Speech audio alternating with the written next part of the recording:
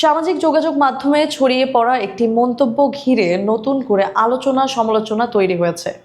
জাকাতের চেয়ে চাঁদাবাজি ভালো, এমন বক্তব্য বিএনপি নেতা নীলোফার চৌধুরী মনির নামে প্রচারিত একটি ফটোকার্ড ভাইরাল হওয়ার পর বিষয়টি নিয়ে শুরু হয় তীব্র প্রতিক্রিয়া।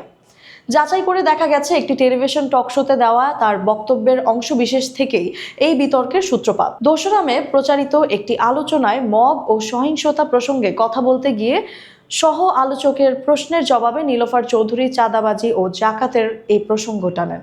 তবে তার বক্তব্যের পুরো প্রেক্ষাপট ছিল অপরাধের ধরন ও শাস্তির পার্থক্য নিয়ে আলোচনা, যেখানে তিনি হত্যাকাণ্ড ও অন্যান্য অপরাধের শাস্তির তুলনা করেছিলেন। এদিকে ওই আলোচনার একটি সংক্ষিপ্ত ভিডিও ক্লিপ সামাজিক মাধ্যমে ছড়িয়ে পড়ার পর তা ভিন্নভাবে উপস্থাপন করা হয়।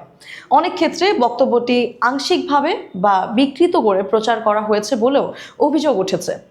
বিষয়টি সামনে আসার পর বিভিন্ন মহলে প্রতিক্রিয়া দেখা গেছে।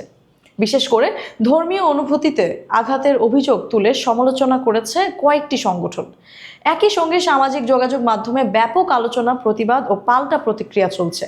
এছাড়া কিছু ফেসবুক পেজ ও গ্রুপে নীলোফার চৌধুরীকে নিয়ে অতিরঞ্জিত বা ভুয়া বক্তব্য সহ ফটোকার্ড ছড়ানোর ঘটনাও নজরে এসেছে। সব মিলিয়ে একটি বক্তব্যের আংশিক প্রচার ও ব্যাখ্যা ঘিরে তৈরি হয়েছে নতুন বিতর্ক, যা সামাজিক যোগাযোগ মাধ্যমে দ্রুত ছড়িয়ে পড়ে জনমনে বিভ্রান্তি তৈরি করেছে।